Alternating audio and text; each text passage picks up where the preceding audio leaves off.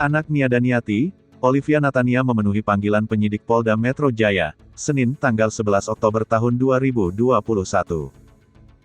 Anak Nia Daniati itu mengaku siap menjalani pemeriksaan terkait kasus dugaan penipuan, penggelapan dan pemalsuan surat masuk CPNS. Saat itu Olivia Natania datang bersama Rafli Novianto Tilaar, suaminya. Mereka memberikan keterangan kasus tersebut sebagai saksi terlapor. Pemeriksaan Olivia Natania dan Rafli Novianto Tilaar dilakukan terpisah.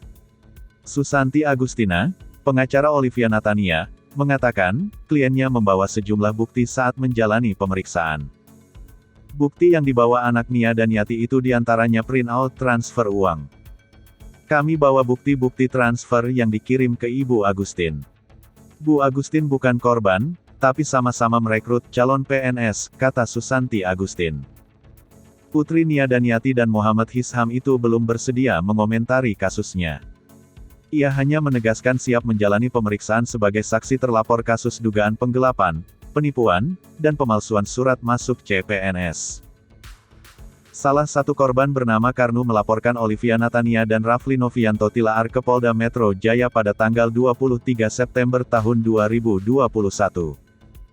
Rafli Novianto Tilaar adalah suami Olivia Natania yang juga menantu Nia Daniati.